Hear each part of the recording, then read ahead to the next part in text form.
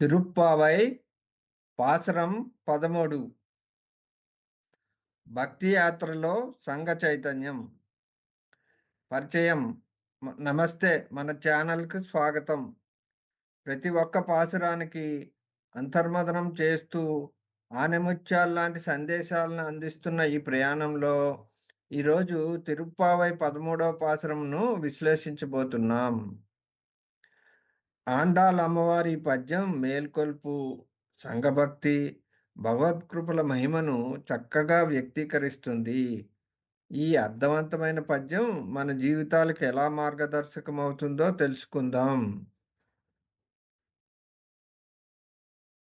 సందేశం. 13వ పాసురంలో ఆండాళ్ ఇంకా మేల్కొనని ఒక భక్తురాలిని మేల్కొల్పేందుకు చక్కని శబ్ద చిత్రాలను వాడుతూ ప్రేరణ కలిగించే మాటలతో పిలుస్తారు. ఈ పాసురం 3 ముఖ్యాంశాలను తెలియజేస్తుంది. ఒకటి, సంఘ చైతన్యం. ఆండాళ్ పద్యంలో తెలిపినట్టు ఒకరి మేల్కొల్పు మరొకరికి ప్రేరణగా ఉంటుంది. జీవితంలో భక్తి యాత్ర సమిష్టి లక్ష్యంతో చేస్తే మరింత ఫలప్రదమవుతుంది. భగవత్కృపకు శరణాగతి. మన అహంకారాన్ని వదిలిపెట్టి పరమాత్మకు శరణు పొందడం జీవితంలో ఆనందానికి మార్గం అని ఈ పాసురం తెలియజేస్తుంది. భక్తి ఆనందం. ప్రకృతి అందాలను మరియు భక్తి సౌందర్యాన్ని వివరించే ఈ పద్యం భక్తి మనసుకు ఎంతో ఆనందించే శక్తి ఉందని చాటి చెప్తుంది. వ్యక్తిగత అనుభవాలు. ఈ పాసురం నాకు ముఖ్యమైన జ్ఞాపకాన్ని తలపిస్తుంది. ఒక సందర్భంలో నేను ఆధ్యాత్మిక కార్యక్రమంలో పాల్గొనడం ఆలస్యం చేస్తూ తర్వాత చెయ్యొచ్చని భావించాను. కానీ ఒక స్నేహితుని ప్రేరణతో భక్తి మార్గంలో అడుగుపెట్టినప్పుడు అందులోని ఆనందాన్ని మొదటిసారి అనుభవించాను. ఈ పాసురం నాకెప్పుడూ ఆ సంఘటనను గుర్తు చేస్తుంది. ఆండాళ్ పద్యంలో చెప్పిన ప్రకృతి వర్ణనలు మార్గశిర మాసపు తెల్లవారుజాముని స్మరింపజేస్తాయి. ఆ ప్రశాంత వాతావరణం, సంకీర్తనల ధ్వని, భక్తుల సంఘ చైతన్యం అన్నీ ఆండాళ్ పద్యం జీవించిపోతున్నట్లుగా అనిపిస్తాయి. వ్రతంలో 13వ రోజు ఈ వ్రతంలో చేరడానికి 7 గోపికలను మేల్కొల్పారు. ఇక 8వ గోపికను మేల్కొల్పబోతూ ఉన్నారు. ఈమె నేత్ర సౌందర్యం, సౌభాగ్యం కలిగింది. తన నేత్ర సౌందర్యాన్ని అనుభవించడానికై శ్రీకృష్ణుడు తన వద్దకు వస్తాడన్న విశ్వాసంతో ఉంది. ఉదాసీన వైఖరి అనుభవిస్తున్న గోపిక నేత్రములు దీనికి గుర్తుగా చెప్తారు. అంటే జ్ఞానానికి గుర్తుగా చెప్తారు. అలా కృష్ణుడు వచ్చి మేల్కొల్పుతాడనే భావంతో నిద్రిస్తున్న ఈమెను గోపికలందరూ గోదాదేవితో పాటు కలిసి మేల్కొల్పుతున్నారు.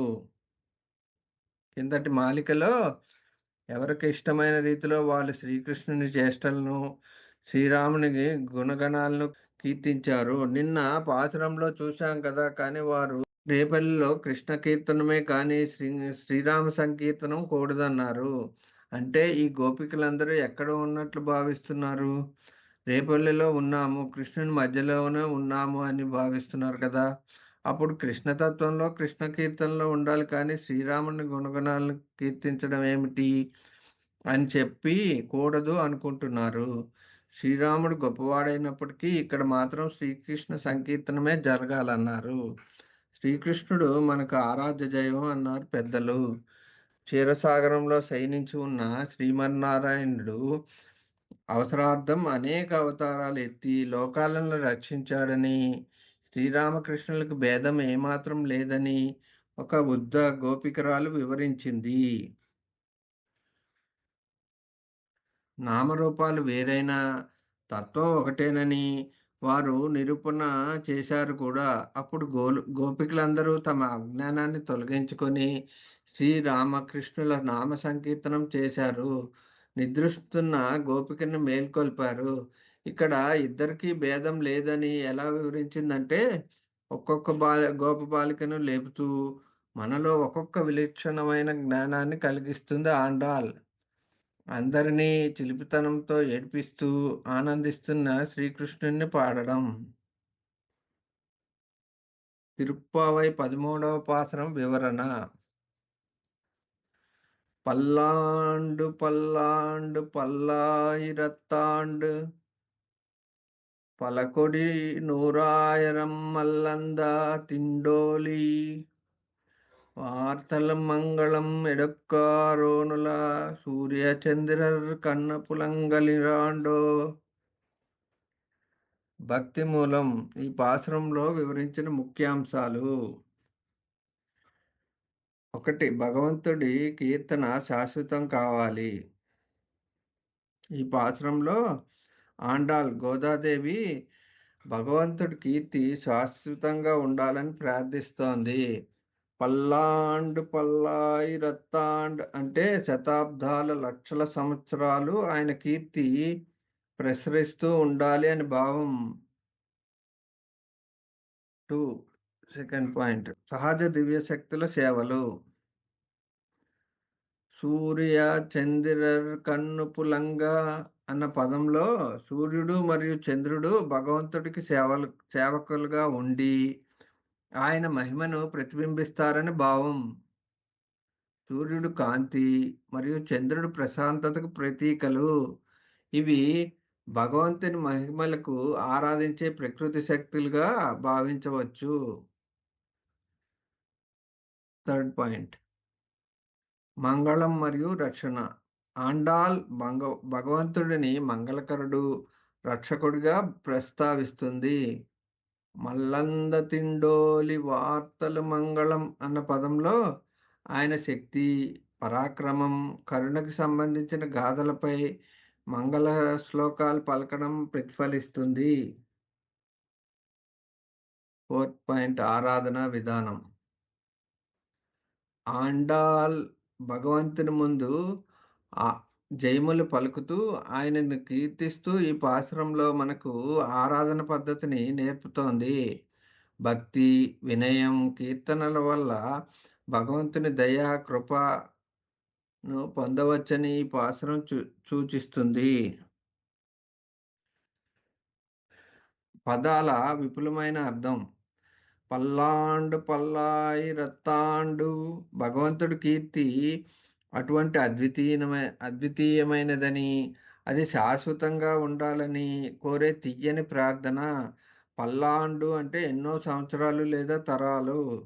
పలకొడి నూరాయిరం అనేక సంవత్సరాల పాటు భగవంతుని కీర్తి మరియు అతని దివ్యగాథలు ప్రసరించాలి. 3వ పాయింట్, సూర్య చంద్రర్ కన్ను పులంగా.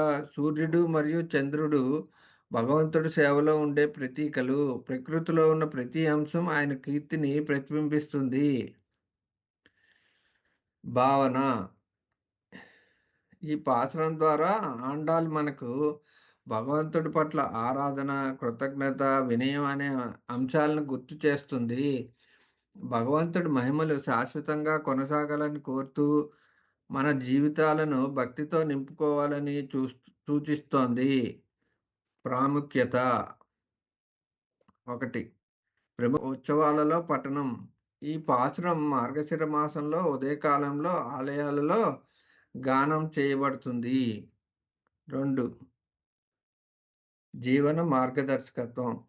భగవంతుడిని స్తుతించడం ద్వారా మనస్సుకు శాంతి, మన జీవితానికి దారి దీపం లభిస్తాయని ఇది సూచిస్తుంది. 3. అరచే శక్తి మీద నమ్మకం.